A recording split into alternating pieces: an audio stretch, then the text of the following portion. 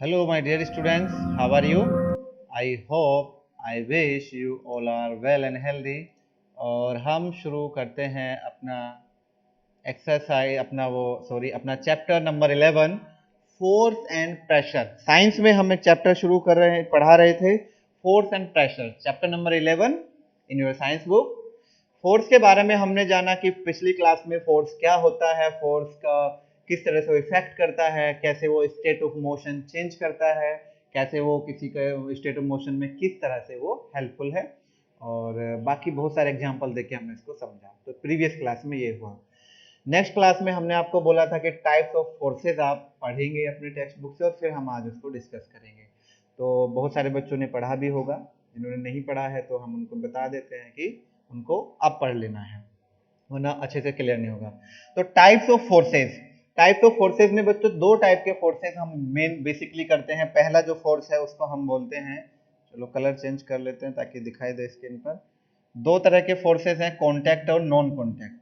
Contact और non contact.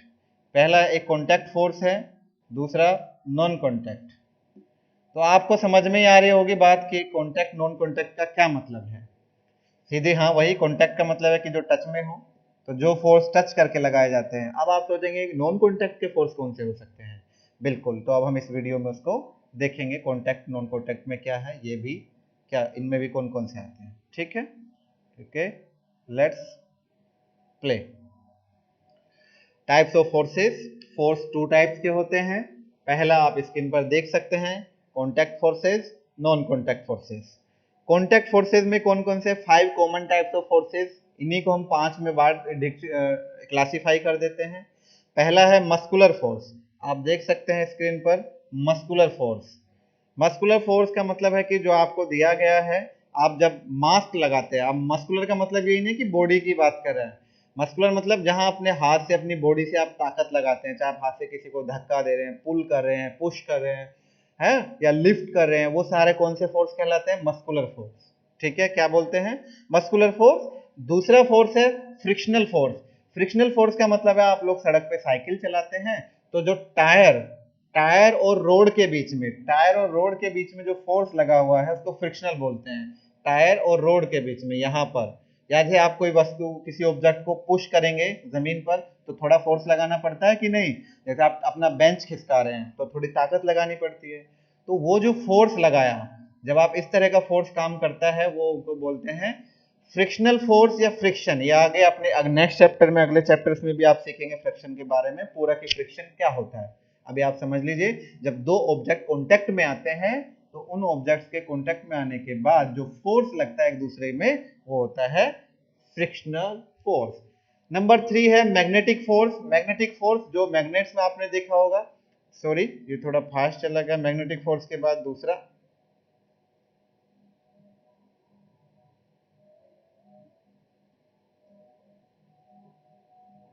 ठीक है, इसके बाद आप देखेंगे इलेक्ट्रो, जो एक फोर्स है हमारा, मैग्नेटिक के बाद में फोर्स है इलेक्ट्रोस्टैटिक फोर्स। ये फोर्स आप देखेंगे, जो इलेक्ट्रोस्टैटिक फोर्स उसको कहते हैं जिसमें बहुत सारे मतलब पार्टिकल्स होते हैं, या एक अट्रैक्ट करता है एक ऑब्जेक्ट दूसरे को। आपने कुछ चीजों में देखा होगा कि जब आप एक एक्टिविटी भी हम आपको बताएंगे कि आप अपने हेयर, सर पे ना बालों को, हेयर को थोड़ा रब करेंगे। तो जब रब करेंगे तो आप देखेंगे, किसको रब करेंगे, अपने पेन को रब करें और छोटे छोटे पार्टिकल्स ले लें। किस चीज के पार्टिकल्स ले लें, पेपर के छोटे छोटे पार्टिकल्स को ले लें। तब आप क्या देखेंगे कि रब करने के बाद आप पाएंगे वो पार्टिकल्स, जब जल्दी से आप पार्टिकल्स के पास लेके जाएंगे पेंसिल रबड़ को, जैसे ये बच्चा कर रहा है, आप देख पा रहे हैं, छोटे छोटे टुकड़े किया है, उसको कहीं रब किया नाइलॉन पर, ये कंगा लिया हुआ है, टॉम लिया है, कोम लेकर के इसने कहीं भी इसको रब किया है, तो पार्टिकल उस पर अट्रैक्ट होते हैं दूर से ही। तो इस तरह का इलेक्ट्रोस्टैटिक फोर्स होता है। ये आप देखेंगे बहुत सारी चीजों में, इलेक्ट्रिकल जो चीजें है उनमें भी लगता है। हम आगे इसके बारे में और विस्तार से जानेंगे। ठीक है, तो ये फोर टाइप्स के फोर्स हो गए। नंबर 5 5 है gravitational force. You know very well it. ठीक है, अब आगे बढ़ता है कॉन्टैक्ट फोर्सेस। तो हमने देखा कि 5 टाइप्स के फोर्सेस में डिवाइड कर दिया है। ठीक है, कॉन्टैक्ट और नॉन कॉन्टैक्ट दोनों को।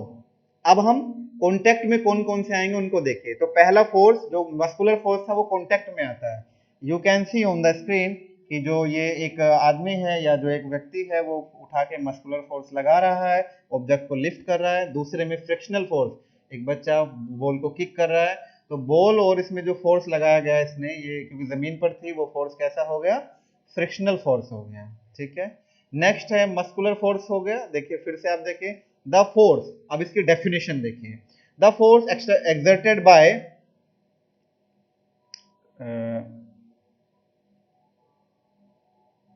फिर से देखिए मस्कुलर फोर्स, मस्कुलर फोर्स में इसके डेफिनेशन हम देखेंगे, the force exerted by the muscles of the body is called muscular force, जो मसल से होती है। मंस आप जब कोई ऑब्जेक्ट या किसी को हाथ से ताकत लगा के या बॉडी से लिफ्ट कर रहे हैं या पुश कर रहे हैं, तो इस तरह की फोर्स को हम बोलते हैं muscular force.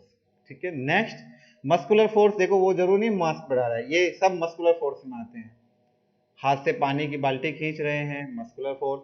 Use of muscle, जब आप चलते हैं walking, it is also muscular force, जब आप वॉकिंग करते हैं तो ये भी एक मस्कुलर फोर्स है, क्योंकि आप बॉडी का इस्तेमाल कर रहे हैं, आप इन मसल्स का यूज कर रहे हैं जमीन पे चलने के लिए, आपकी एनर्जी लॉस हो रही है, तो act inside the body to perform various function required for our survival. जब आप खाना खाते हैं तब भी मस्कुलर फोर्स लग रहा है। ठीक है, तो मस्कुलर फोर्स मतलब आपके माउथ, एसोम्स, स्टोमक, लीवर, पैनक्रियाज, ये सब मिलकर के अंदर मसल्स काम कर रहे हैं, तो इसको हम बोलते हैं मस्कुलर फोर्स। ठीक है, तो आप इसको समझ पाए मस्कुलर फोर्स को। जैसे the expansion and contraction of lungs when we inhale and exhale air during breathing also involve muscular force, यानी हम जो ब्रीथिंग कर रहे हैं वो भी मस्कुलर फोर्स में इन्वॉल्व है, क्योंकि हमारे जो लंग्स हैं वो मसल्स की तरह वो हमारी बॉडी काम कर रही है, उस पर वर्क कर रहे हैं। ठीक है, तो ये कौन सा फोर्स लग रहा है इनमें, जो किसके द्वारा लगाया जाए, लंग्स के द्वारा, वो सारे मस्कुलर फॉर्म्स हैं। ठीक है बच्चों, तो मस्कुलर फॉर्म्स के इतने एग्जाम्पल आपने देखे कि मस्कुलर फॉर्म क्या है। तो इसके बाद अब हमें जरूरत है नेक्स्ट समझने की, चलो ये हार्ट बीटिंग, देखो heart beating is also muscular form, cardiac muscles, क्योंकि इसमें ये पंपिंग करता है। ये जो बैल हैं जो बेचारे काम कर रहे हैं, जो एनिमल्स हैं, ये सब काट, ये सब मस्कुलर फोर्स लगाते हैं इसको खींचने के लिए, पुल करने के लिए। तो आप देख सकते हैं बहुत सारे एग्जांपल मस्कुलर फोर्स के। ठीक है, एलिफेंट लिफ्ट कर रहा है वुड्स को, यहाँ पर ये जो हमारे डेयर्स हैं वो भी मूव कर रहे हैं किसी पुल को, गाड़ी को, ये भी मस्कुलर फॉर्म यूज कर रहे हैं, muscular force. There are so many examples of muscular force in our daily life, in our surroundings. Okay, तो मस्कुलर फोर्स के ये कुछ एग्जाम्पल हमने देखे। अब दूसरा है फ्रिक्शनल फोर्स और फ्रिक्शन, वैसे तो अगले चैप्टर में अच्छे से समझाया जाएगा, यहाँ देखिए। तो फ्रिक्शन का क्या मतलब है, आप इसको देखेंगे, a ball moving on the ground slow down gradually and stop after covering some distance, यहाँ से किक किया, यहाँ के रुक गई, क्यों रुकी, यहाँ किसने रोका इसको, क्वेश्चन ये अराइज हुआ, यहाँ ही क्यों रुक गई है, आगे क्यों नहीं गई, यहाँ क्यों रुक गई है जब उसने यहाँ से इसको किक किया था, क्योंकि फोर्स एक ऐसा फोर्स है जो अर्थ के द्वारा इस पर लगाया जा रहा था, ड्यू टू अर्थ।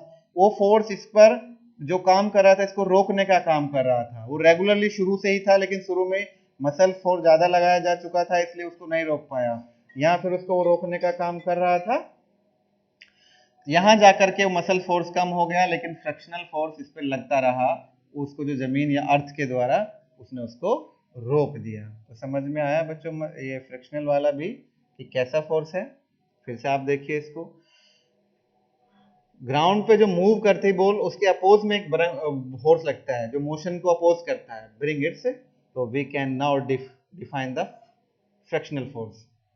मसल्स इसके द्वारा लगाया गया, एक लड़के बॉयज ने मसल फोर्स लगाया, लेकिन यहाँ मस्कुलर फोर्स के अगेंस्ट में एक फोर्स वर्क कर रहा है जो है फ्रिक्शनल फोर्स। ठीक है, वो है फ्रिक्शनल फोर्स जो मस्कुलर फोर्स के अगेंस्ट में वर्क कर रहा है। फ्रिक्शन भी हम इसको कहते हैं, फ्रिक्शनल फोर्स को, जो हम नेक्स्ट चैप्टर में।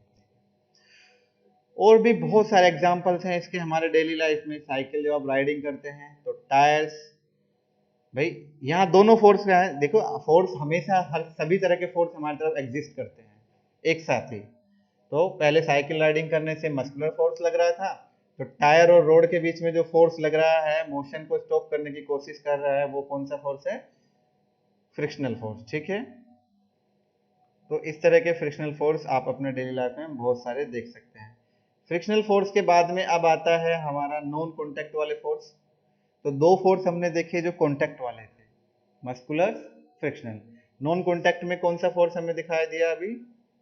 नॉन कॉन्टैक्ट में है एक तो ग्रेविटी वाला, चलिए ये है मैग्नेटिक फोर्स जो हम पहले बता चुके, तो इलेक्ट्रोस्टैटिक फोर्स। मैग्नेट आप सबने देखी है जो आयरन को अपनी तरफ अट्रैक्ट करती है और मैग्नेट को भी करती है, तो वो जो फोर्स उनके बीच में है, क्या वो कॉन्टैक्ट में एक दूसरे के?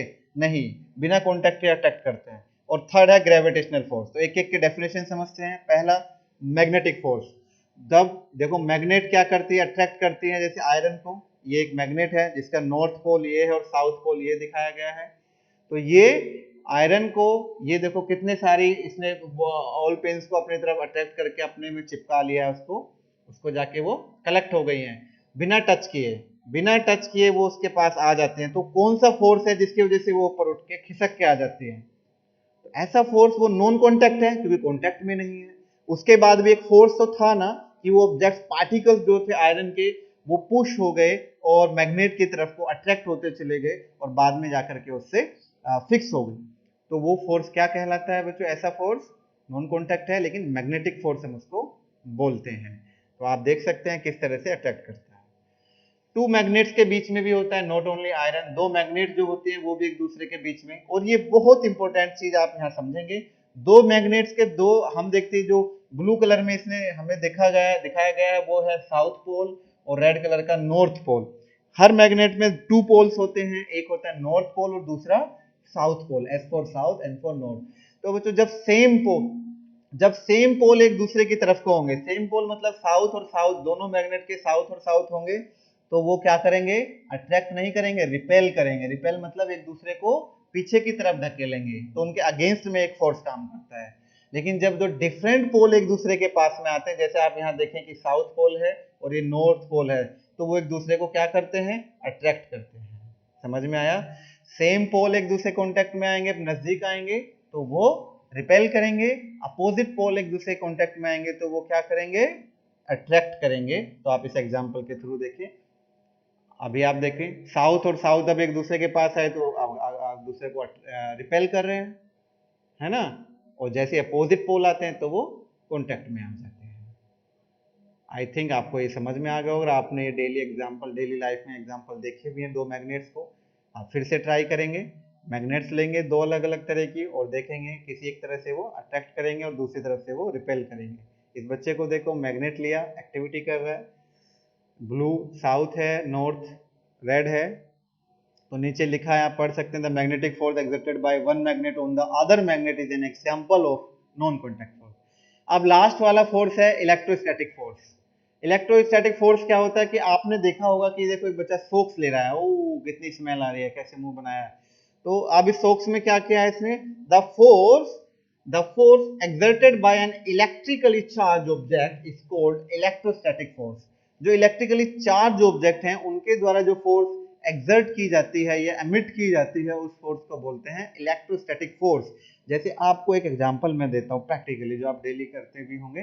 जब आप दिन भर में एक टी शर्ट या एक कपड़ा पहन के रखते हैं और रात को जब आप सोते वक्त या इसको चेंज करेंगे, तो आप कभी उसको अंधेरे में चेंज किया होगा या करके देखना। अंधेरे में मतलब लाइट नहीं हो, तो आप देखेंगे उसमें एक तरह का स्पार्किंग भी होती है उस कपड़े में जब अपनी बॉडी से आप उसको हटाते हैं, और स्पार्किंग के साथ साथ एक अट्रैक्शन भी होता है, वो आपकी बॉडी की तरफ को चिपकने की कोशिश करते हैं। तो वो जो फोर्स है वो है इलेक्ट्रोस्टैटिक फोर्स। वो इलेक्ट्रिकली चार्ज पार्टिकल्स होते हैं जो आपकी बॉडी से रब करते करते करते उसमें चार्ज हो गए हैं। समझ में आया आपको? तो इस तरह के एग्जाम्पल्स आपने देखे होंगे। वो कौन सा एग्जाम्पल है? Electrostatic force. और भी आप देखिए, सिल्क क्लॉथ लिया, ग्लास पेपर रोड से उसको रब किया, तो दो तरह के चार्ज आए, पॉजिटिव और नेगेटिव। आप इसको याद रखेंगे हमेशा। फिर से देखिए कब पॉजिटिव कब नेगेटिव आता है, कई बार यहाँ पूछा जाता है। सिल्क कोड था, ठीक है, सिल्क का एक क्लॉथ लिया, ग्लास की एक रोड ली, ग्लास मतलब कांच का, और ये सिल्क का कपड़ा हुआ, इसको इससे रब किया। रब करने के बाद देखा जो रोड है उस पर पॉजिटिव चार्ज आए, और जो आपका सिल्क का कॉटन है, क्लॉथ है, उस पर नेगेटिव चार्जेस है। ठीक है, an electrically charge object can exert an electrostatic force on an uncharge object और अनदर चार्ज ऑब्जेक्ट। ठीक है, एक चार्ज ऑब्जेक्ट से दूसरे चार्ज ऑब्जेक्ट में इलेक्ट्रिकली इस तरह के ऑब्जेक्ट्स जो है इलेक्ट्रोस्टैटिक फोर्स के हम एग्जांपल देख सकते हैं। ओके, ठीक है। नेक्स्ट आगे बढ़ते हैं। फॉर एग्जांपल, इसके हम कुछ एग्जांपल देखेंगे। अभी हमने बताया कोम को लो, अपने हेयर में रब करो। आप बहुत इजीली सी एक्टिविटी, और छोटे छोटे पेपर काट के टेबल पे रखो, तो जब आप उसको जल्दी से रब करके, देर नहीं लगानी, जैसे ही रब किया और पार्टिकल के पास लेके गए तो वो उसमें अट्रैक्ट हो जाएंगे। तो वो कौन सा फोर्स था? It is called electrostatic force. यही फोर्स इलेक्ट्रोस्टैटिक, बहुत इजी एक्टिविटी है, आप अभी कर सकते हैं। इमीडिएटली करके चेक करो क्या ये सच में ऐसा कोई फोर्स है। एग्जैक्टली है, लेकिन इमीडिएटली इसलिए जब आप देर करेंगे तो जो इलेक्ट्रॉन चार्ज हुए आपके सिलिकॉन, आपके जो हेयर है सिलिकॉन का काम करें, जो ये चार्ज इलेक्ट्रॉन है, ये उनका जो चार्ज है वो खत्म ना हो जाए, वो कम ना हो जाए, इससे पहले आपको उस तक पहुंचना है, पार्टिकल्स तक। ठीक है, तो अब नेक्स्ट हम शुरू देखते हैं आगे। तो हमारे 5 टाइप्स के फोर्सेस कंप्लीट हुए, जो 2 कैटेगरी में डिवाइड किए जाते हैं, contact and non contact force, जिसमें पहला मस्कुलर, दूसरा फ्रिक्शनल, तीसरा ग्रेविटेशनल, फोर्थ आपका magnetic and lastly electrostatic force. ठीक है, डेली लाइफ में हम इनको देखते हैं, बट हमें इनके नाम नहीं पता, अब हम इनको आगे से ध्यान रखेंगे। तो ग्रेविटेशनल फोर्स के बारे में यू नो वेरी वेल, किसने बनाया ग्रेविटेशनल फोर्स, किसके द्वारा दिया गया था? न्यूटन के द्वारा। ये न्यूटन के द्वारा दिया गया था, जो हमारा ग्रेट साइंटिस्ट रहे न्यूटन। तो the pull exerted by object possessing mass is called gravitational force. कोई भी ऑब्जेक्ट आप देखेंगे, कहीं भी आप रखेंगे, वो जमीन पर जाके गिरता है। क्यों? हवा में क्यों नहीं उड़ता, इधर उधर क्यों नहीं जाता? Just due to gravitational force. किसके द्वारा? ग्रेविटेशनल फोर्स के द्वारा, क्योंकि हमारी अर्थ हर ऑब्जेक्ट को अपनी तरफ अट्रैक्ट करती है, तो कोई तो फोर्स है ना, वो कॉन्टेक्ट में भी नहीं है लेकिन फिर भी अट्रैक्ट कर रही है, तो उस फोर्स को हम बोलते हैं ग्रेविटेशनल फोर्स। देखिए, ये हमारी अर्थ है, स्पेस में भी ग्रेविटेशनल फोर्स होता है। इर्जा मतलब इस तरह से दो प्लैनेट्स के बीच में ग्रेविटेशनल फोर्स के आप एग्जांपल देखिए। अर्थ के चारों तरफ मून घूम रहा है, वो भी ग्रेविटेशनल फोर्स की वजह से सराउंडिंग में अराउंड करता रहता है। ये हमारी अर्थ है बीच में, और ये मून है जो उसके चारों तरफ घूम रहा है। अब यू नो वेरी वेल कि मून क्या है, अर्थ का चारों तरफ घूमता है, प्लेनेट के चारों तरफ, या उसके जो चक्कर लगाता है उसको हम बोलते हैं उपग्रह हिंदी में, और सैटेलाइट्स। ठीक है, तो ये भी ग्रेविटेशनल फोर्स के अंडर ही काम करता है। तो ग्रेविटेशनल फोर्स पता चल गया। रोज तो आप देखते ही हैं, अब अभी कोई ऑब्जेक्ट अपने हाथ में लीजिए और उसको ड्रॉप कीजिए, जमीन पर ही जाएगा। वो किसकी वजह से? ग्रेविटेशनल फोर्स की वजह से। तो आप यहाँ नीचे देख सकते हैं, ये एक एप्पल था जो टूट के नीचे गिरा, और नीचे ही क्यों गिरा? क्वेश्चन यही है, due to gravitational force. Okay, जो बारिश होती है तो पानी, अब ये आपको इस चीज यहाँ से समझनी है कि आप देखते हैं the gravitational force of earth और ग्रेविटी एक्स एन ऑब्जेक्ट, नीचे आप यहाँ देखिए, acts an object from a distance, therefore gravitational force और gravity is an example of non contact force. किसकी वजह से होता है? अर्थ और gravity acts on object from a distance, बहुत दूरी से ऑब्जेक्ट होते हैं, बहुत दूरी से भी अपनी तरफ अट्रैक्ट कर लेता है, और इसलिए नॉन कॉन्टैक्ट वाला एक फोर्स है जिसको हम बोलते हैं ग्रेविटेशनल फोर्स। और ग्रेविटी भी, इसको शॉर्ट में क्या बोला जाता है?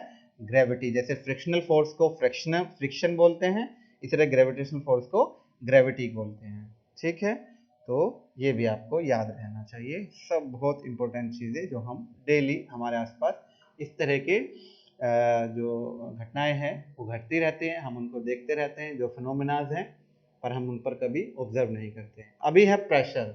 तो बच्चों, प्रेशर का जो टॉपिक है, हम आपको बताते हैं व्हाट इज द प्रेशर। इस तरह के कोई चीजें आपने देखी है, स्प्रिंग लिया, उसको रब करो। प्रेशर, जो प्रेशर है बच्चों, इसको हम प्रेशर को सोचते हैं कि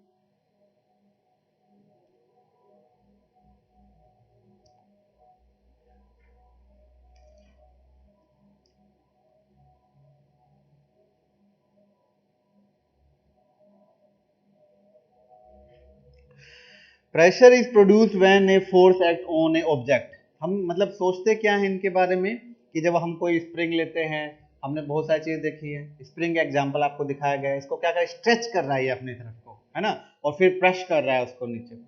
तो ये क्यों हो रहा है? ये इसमें है pressure is produced when a force acts on an object, यानी प्रेशर तभी हो सकता है जब किसी ऑब्जेक्ट पर फोर्स अप्लाई हुआ हो। तो अब प्रॉब्लम ये है कि फिर फोर्स और फ्रैक्शन में प्रेशर में क्या डिफरेंस है? देखिए फोर्स तो वो है जो हाथों के द्वारा लगाया जा रहा है, यानी ये जो लगा रहे हैं ये मस्कुलर फोर्स लगाया जा रहा है, लेकिन जो चीज ये इसके अंदर इफेक्ट हो रहा है, जो ये परिवर्तन हो रहा है, जो ये स्प्रिंग फील कर रही है, स्प्रिंग अगर कोई लिविंग थिंग्स होती इसको बोलते हैं प्रेशर, यानी उस पर क्या पड़ रहा है? प्रेशर। तो समझ में आया ये क्या लग रहा है? फोर्स। आई होप आपको मेरी बात समझ में आई होगी, है ना। तो क्या होता है? Force acts on an pressure is an acts due to force, force की वजह से एक्ट होता है, फोर्स के कारण ही प्रेशर अप्लाई होता है किसी भी ऑब्जेक्ट पे। आप जब फोर्स लगाएंगे, आप एग्जांपल देखिए, तो क्या होगा? उस पे प्रेशर पड़ेगा। लार्ज एरिया, जब आपको बोला जाए large area small pressure, would area large होगा तो प्रेशर कैसे होगा? कम पड़ेगा, क्योंकि जितना बड़ा एरिया होगा तो फोर्स का जो है वो चारों तरफ को एग्जर्ट हो जाएगी, चारों तरफ फैल जाएगा, है चारों तरफ जब फैल जाएगा तो प्रेशर कम हो जाएगा। और अगर एरिया कम हो, मान लो एरिया बहुत कम कर दिया जाए, एरिया बहुत कम करने से तो प्रेशर ज्यादा हो जाएगा। इट मीन्स एरिया और प्रेशर एक दूसरे के रेसिप्रोकल हैं।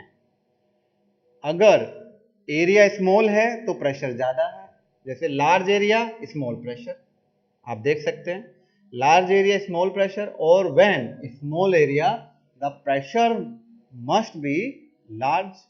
अब आप देखिए पिन को इसने प्रेस करना शुरू किया, ड्राइंग पिन को, तो small area pressure large, small area और प्रेशर कैसा है? लार्ज, ठीक है, स्मॉल एरिया प्रेशर लार्ज, ठीक है। एरिया अगर बढ़ेगा तो प्रेशर घटेगा। ये मोस्ट इंपोर्टेंट फॉर्मूला है, आपको जो याद रखना है, प्रेशर वाला फॉर्मूला क्या है ये, ठीक है। फिर से देखिए वो वाला फॉर्मूला जो अभी था, वो मोस्ट इंपोर्टेंट इसलिए वो एग्जाम में पूछा भी जाता है और आपको उसको करना भी है। ये आपको pressure is the force acting on a unit area of the object, तो इस फॉर्मूले को आप याद रखेंगे। प्रेशर के डेफिनेशन में ये लिखना जरूरी होता है, pressure is the force acting on a unit area of the object. Pressure, ठीक है, एक ऐसा प्रेशर क्या है? फोर्स है जो यूनिट एरिया पर, किसी भी ऑब्जेक्ट के यूनिट एरिया पर लगाया जाता है, ठीक है। तो pressure is equal to force upon area, तो इसको शॉर्ट में हम लिख सकते हैं P is equal to F upon A, ऐसे भी लिखा जा सकता है, where P is pressure, F for force, A for area. You know very well and you can understand it, ठीक है। Next, what is the unit? What is the unit of the pressure? अभी आपने सीखा कि जो pressure का formula है pressure का, वो है P equal to F upon A, तो यूनिट भी इसकी यहीं से बन जाती है। F यानी फोर्स की यूनिट हमने बताई थी आपको, न्यूटन, और A यानी एरिया की यूनिट क्या होती है? मीटर स्क्वायर, तो इसकी न्यूटन पर मीटर स्क्वायर, ये क्या हो गई इसकी यूनिट? न्यूटन पर मीटर स्क्वायर, ठीक है। तो ये इसका यूनिट हो जाता है, आप भी अपने आप से इसको बना सकते हैं। और इसका जो दूसरा यूनिट है वो क्या है? Which is also called pascal, ये पूछा जाता है एग्जाम में। तो मोस्ट इंपोर्टेंट क्वेश्चन है, प्रेशर की यूनिट क्या है? पास्कल, या इसको हम क्या कह सकते हैं? न्यूटन मीटर स्क्वायर, ठीक है, इसको हम न्यूटन मीटर स्क्वायर भी बोलते हैं। आगे बढ़ते हैं, इसको आप याद रखेंगे, कॉपी में नोट डाउन करते रहेंगे। Next, pressure depends on two factors, कौन कौन से? Force applied and area over which force acts, दो फैक्टर्स पे डिपेंड करता है कि फोर्स किस तरह से अप्लाई हो रहा है, और एरिया। देखिए आप इसको पढ़िए, एग्जाम्पल देखिए, explanation of some everyday observation of the basis of pressure, ये आप डेली करते हैं। प्रेशर आपके शोल्डर्स पर आया, नहीं, pressure is on your shoulders, you can see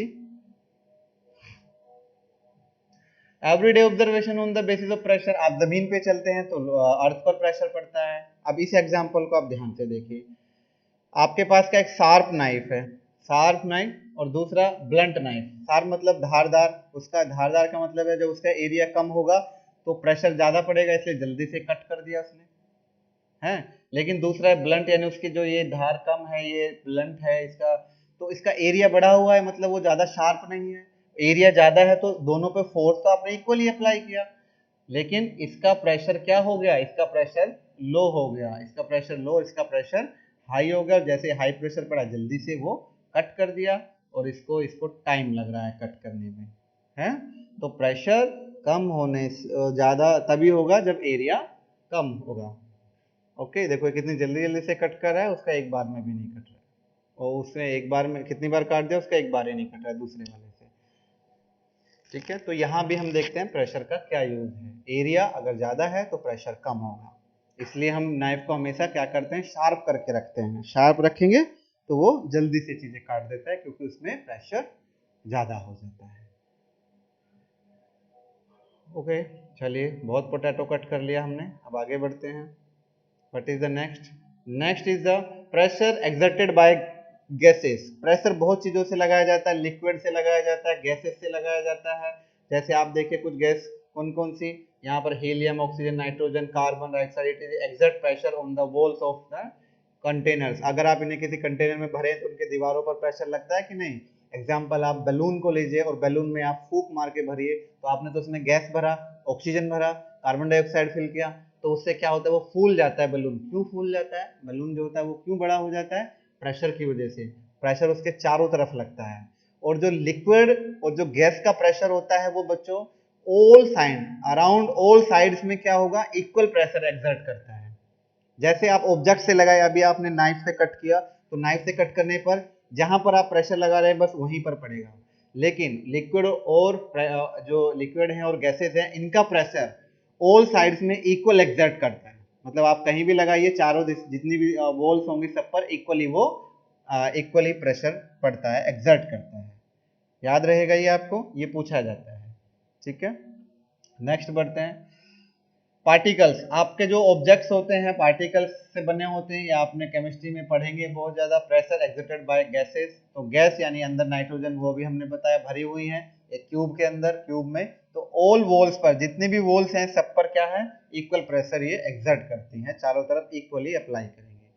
इसका एग्जाम्पल हम एक एक्टिविटी कराएंगे, उसके थ्रू देख सकते हैं। ये देखिए, pressure exerted by gases, gas अंदर भरी हुई है और सभी तरफ वॉल्स पर इक्वल प्रेशर डाल रही है, हर वॉल पर।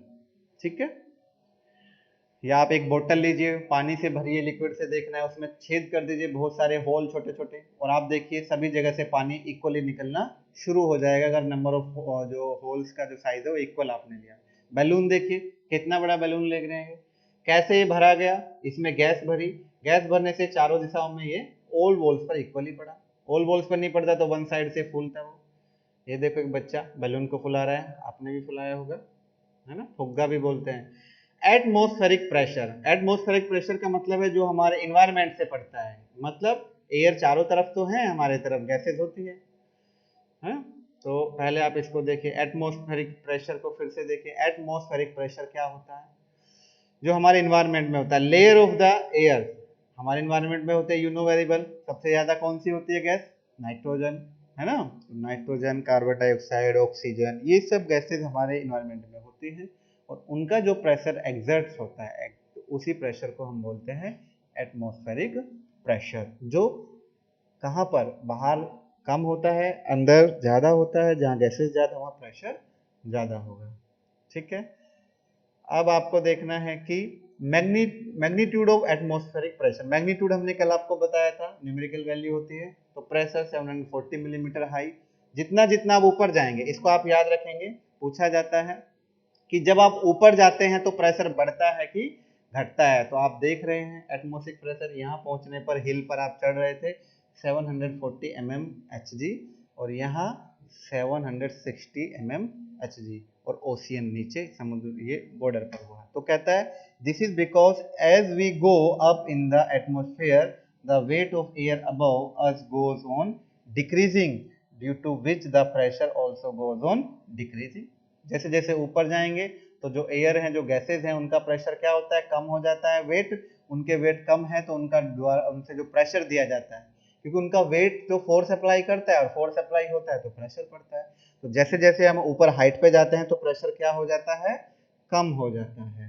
ओके, तो ये आप याद रखेंगे, जैसे जैसे हम हाइट पर जाएंगे प्रेशर, एटमॉस्फेरिक प्रेशर लो होता है, डिक्रीज होता है। होता है। See the picture.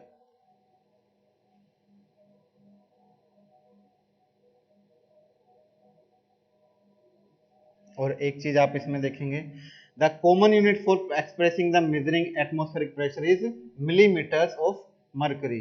इसको हम क्या लिखते हैं, mm ऑफ मर्करी। इसका ये यूनिट है जो हम ऊपर दिखा रहे थे कि mm में इसको लिखता है।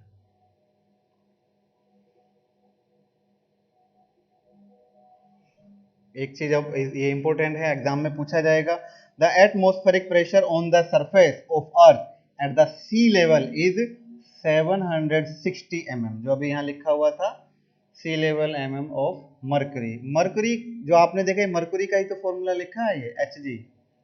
हाँ, मर्करी आपने देखा हो, केमिस्ट्री में आप देखेंगे, मतलब साइंस में आपको साइंस सर बताएंगे कि मर्करी एक तरह का एलिमेंट है। Hg उसका फॉर्मूला है, मतलब रासायनिक फॉर्मूला। जैसे ऑक्सीजन का O2 O होता है और वाटर का H2O, इसी तरह मरकरी का होता है Hg। ठीक है, तो ये उसका फॉर्मूला लिखा हुआ है, इसको मरकरी में मेजर करते हैं, जो वो सी लेवल पर कितना होता है 760 mm। Our body and atmospheric pressure, तो एटमॉस्फेरिक हमारी बॉडी पर पड़ता है कि नहीं, बिल्कुल पड़ता है। क्या आप फिर से देखिए, एटमॉस्फेरिक यहाँ से क्वेश्चन बनता है, कई बार बनता है। तो our body at atmospheric pressure, आप इसको ध्यान से पढ़िए, the atmospheric pressure is maximum on the surface of the earth. जब आप सरफेस पर होंगे, क्यों, अभी हमने बताया, एटमॉस्फेरिक प्रेशर, प्रेशर जो होता है जब आप जमीन पर, यानी अर्थ सी लेवल का मतलब है आप जमीन पर है, ग्राउंड लेवल पर है ना, अर्थ पर है, वो सबसे ज्यादा होता है। वो कितना होता है, अभी तो बताया, इस यूनिट को आप याद रखेंगे, 760 mm Hg। Hg का मतलब है यहाँ मरकरी और mm का मतलब है मिलीमीटर। ठीक है, तो ये 760 होता है और ये मैक्सिमम होता है कब, ऑन द अर्थ। ये आप याद रखेंगे, the atmospheric pressure is maximum on the surface of the अर्थ।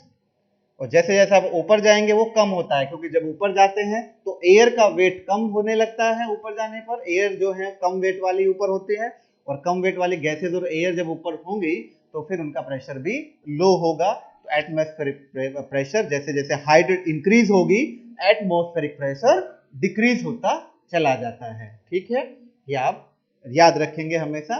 तो अब इसका एक एग्जाम्पल हम देखेंगे। तो अब यहाँ हम देख रहे हैं कि कौन एक जो एक कुछ होते हैं ना कि जो हिल एरिया में लोग पहाड़ों पर जाते हैं, हिल्स पर चढ़ते हैं ऊपर, तब तो our body and atmospheric pressure का वहां पर क्या फर्क पड़ता है।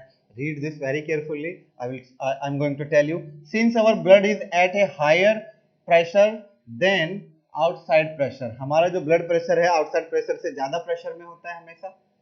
ठीक है, हमारे बॉडी के अंदर जो ब्लड का प्रेशर है वो आउटसाइड के प्रेशर से क्या होता है, ज्यादा। Since our body since our blood is at a higher pressure than outside pressure, therefore some of the blood vessels in our body burst and nose bleeding take place at high altitude। और इसलिए क्या होता है कि जब हम ऊंचाई पर चले जाते हैं, हाई एल्टीट्यूड मतलब बहुत हाइट पर चले जाते हैं, हिल्स पर, पहाड़ों पर चले जाते हैं, तो क्या होता है, कुछ लोग सुना होगा ना कि नाक से खून आने लगता है, आंख से भी, कई बार कान से भी। क्यों आने लगता है, क्योंकि हमारा जो ब्लड का प्रेशर है वो बहुत ज्यादा है हमारे बाहर के इन्वायरमेंट के प्रेशर से, एटमॉस्फेरिक प्रेशर से। ठीक है, जब आप ऊपर जाएंगे तो एटमॉस्फेरिक प्रेशर क्या हो जाएगा, लो होना शुरू हो जाएगा। लेकिन हमारे बॉडी का जो इंटरनल ब्लड प्रेशर है वो तो वही रहा जो नीचे था, क्योंकि वो कैसे चेंज होगा, वो तो इंटरनल है। अब जब अंदर का प्रेशर ज्यादा हो गया और एटमॉस्फेरिक प्रेशर कम हो गया तो क्या होगा, तो ब्लड डेफिनेटली बाहर की तरफ भागेगा, क्योंकि बाहर का प्रेशर कम हो गया। जैसे आपको कल समझाया था कि जब दो बॉयज आपस में एक दूसरे को फोर्स लगा रहे हैं, तो जब एक बॉय का फोर्स कम हो जाएगा दूसरे बॉय के द्वारा लगाए गए फोर्स से, तो वो उसको पीछे पुश कर देगा। होता है कि नहीं। ठीक वैसे ही यह मान लो पहला बॉय हमारा ब्लड हो गया जिसका प्रेशर इनर है, दूसरा बॉय की तरह पर क्या है, एटमॉस्फेरिक प्रेशर। अब एटमॉस्फेरिक प्रेशर जैसे जैसे हम ऊपर हिल साइड्स पे जाते हैं वो कम हो गया, और अंदर वाले बॉय यानी ब्लड का प्रेशर ज्यादा हो गया, तो वो क्या करेगा, बाहर बॉडी से निकलना शुरू हो जाएगा, यानी बाहर के जो एटमॉस्फेरिक प्रेशर को इजीली वो क्या कर देगा, पुश कर देता है। तो बहुत हाइट पर जाने पर क्या होता है, हमारी आंख से, नाक से ब्लड आना शुरू हो जाता है, क्योंकि एटमॉस्फेरिक प्रेशर डिक्रीज होता है। एटमॉस्फेरिक प्रेशर की वजह से ही हम लोग क्या करते हैं, एयर प्रेशर इज रिड्यूस। इसको देखो और समझो खुद ही। देखो ये आप रोज करते हैं कि नहीं? जब आप मुंह से लिप्स पर लगा के आप इस लिक्विड को ऊपर खींचते हैं तो कौन सा प्रेशर लगता है? एटमॉस्फेरिक प्रेशर, है ना। एटमॉस्फेरिक प्रेशर उससे लगता है जो आप अपने मुंह से लगाते हैं, मतलब अंदर की तरफ जब खींचते हैं तो हम अपने मुंह से एयर को ऊपर खींच रहे हैं, एटमॉस्फेयर ऊपर का प्रेशर कम कर दे रहे हैं और इसलिए वो ऊपर चला जाता है हमारे मुंह के अंदर, जो भी हम पी रहे हैं, वेदर कोल्ड ड्रिंक हो, पानी हो। इंजेक्शन भी इसी तरह से लगता है। देखिए अब आप समझिए, इंजेक्शन जब लगाया जाता है तो किस तरह से आपकी बॉडी से या किसी कंटेनर से वो ब्लड या लिक्विड निकालते हैं, कैसे निकलता है? सिरिंज जब लगाए जाते हैं, लिक्विड है, एटमॉस्फेरिक प्रेशर है, सिरिंज है ना, नजल है और पोजीशन है। तो ये जो पोजीशन है और जो सिरिंज के अंदर का ये जो पार्ट है यहाँ पर, वो एटमॉस्फेरिक प्रेशर कम कर देता है, जिसकी वजह से वो लो प्रेशर दिखाई दे रहा है। यहाँ देखिए low pressure syringe, air pressure is reduced here, यहाँ से एयर प्रेशर खत्म हो जाता है। लो प्रेशर, यहाँ से एयर प्रेशर खत्म हो जाता है, जहाँ एयर प्रेशर खत्म हो जाता है, जहाँ प्रेशर ही नहीं होगा उधर को ही दौड़ेगा, लिक्विड हुआ या गैस हुआ। जहाँ प्रेशर कम होगा या नहीं होगा उधर को भी चला जाएगा। हमेशा क्या होता है, हाई प्रेशर से लो प्रेशर की तरफ फ्लो होता है, चाहे लिक्विड हो या गैस हो। ठीक है बच्चों, तो इस तरह से हमने प्रेशर के बारे में सीखा, समझा, जाना बहुत सारी चीजें। और अब आपके सामने ये क्वेश्चन आंसर दिए गए हैं आपकी जो टेक्स्ट बुक में है, ये आपको सॉल्व करने हैं क्योंकि चैप्टर हो गया है खत्म। बहुत इंटरेस्टिंग चैप्टर था, डेली लाइफ में होने वाली एक्टिविटीज हमने देखी। जैसे पहला क्वेश्चन मैं आपको बताता हूँ कि कैसे हमें करना है। Click the correct answer. तो पहला, a boy runs his toy car on dry marble. ठीक है, ड्राई मार्बल पर एक बच्चा क्या कर रहा है, टॉय कार को रन्स करता है। फिर वो दूसरी बार वेट मार्बल पर करता है, तीसरी बार न्यूज़पेपर पे करता है, एंड टॉवल स्प्रेड, और एक टॉवल पर भी करता है, ऑन द फ्लोर, फ्लोर पर करता है, मतलब टॉवल फ्लोर पर बिछाया हुआ उस पर भी करता है। तो आप ध्यान रहे, उसने मार्बल फ्लोर पर भी, किस पर, ड्राई पर भी किया, कार को अपने मूव किया, वेट मार्बल पर भी किया, न्यूज़पेपर पे किया, एंड देन टॉवल पर। अब आपसे पूछा the force of friction, friction तो लगा, acting on the car on different surfaces in increasing order will be, increasing order में, मतलब जो friction of force of friction है सबसे ज्यादा, डिक्रीजिंग तो आप इंक्रीजिंग समझ रहे हैं, सबसे लोएस्ट यहाँ होगा, उसके बाद हाईएस्ट ऊपर आएगा, तो ये होगा इंक्रीजिंग ऑर्डर। तो सबसे लोएस्ट वाला फ्रिक्शन किस पर कब लग रहा होगा? सोचिए, कार को मूव करने में जब सबसे कम फोर्स लगाई जा रही होगी वही सबसे कम फ्रिक्शनल फोर्स होगा। यानी जब ड्राई फ्लोर पर आपने मार्बल फ्लोर पर चलाया तो आप बहुत ही कम फोर्स लगाने पर उसको इजीली मूव कर पाए होंगे। वेट फ्लोर पर थोड़ी ज्यादा एनर्जी लग रही होगी, न्यूज़पेपर भी इससे वेट से ज्यादा, और टॉवल पेपर पे तो सबसे ज्यादा लग रही होगी। तो इसका मतलब है कि हम जब इसको देखेंगे, हाँ, वेट फ्लोर पर कम लगेगा, ड्राई से भी, क्योंकि पानी भी होगा, फ्रिक्शन कम हो जाएगा। तो सबसे पहले wet floor, sorry wet marble, उसके बाद ड्राई मार्बल फ्लोर, फिर न्यूज़पेपर होगा, एंड देन लास्ट में टॉवल। टॉवल पे सबसे ज्यादा फ्रिक्शन लगेगा क्योंकि टॉवल पे जब आप कार चलाएंगे तो वो मूव नहीं करेगा। तो ये है आपका राइट। इस तरह से बाकी क्वेश्चन आप खुद से करेंगे, एक्सरसाइज कंप्लीट करेंगे। और इस एक्सरसाइज में आपको याद रखना है, जो कीवर्ड्स दिए हैं वो सब अपने कॉपी में लिखेंगे क्वेश्चन आंसर शुरू करने से पहले। समझ में आ गया बच्चों? कीवर्ड्स बहुत जरूरी है, इसमें फिल इन द ब्लैंक्स भी आपको दिए गए हैं, ये फिल करेंगे, देन ट्रू और फॉल्स दिए गए हैं, ये आप अपने आप से करेंगे, और क्वेश्चन आंसर भी। ठीक है, तो इस तरह से ये चैप्टर हमारा खत्म हो जाता है, फोर्स एंड फ्रिक्शन। बहुत इंटरेस्टिंग फैक्ट्स हमने जाने सीखे, आसपास इनको हम सीखेंगे, और हम आपको एक एक्टिविटी करके बताएंगे कौन सी, कि फोर्स एंड प्रेशर को हम कैसे समझ सकते हैं और अच्छे से। ओके स्टूडेंट्स, तो एनी डाउट आप मुझसे पूछ सकते हैं, I will be happy to clear your doubt. ठीक है, thank you, have a nice day.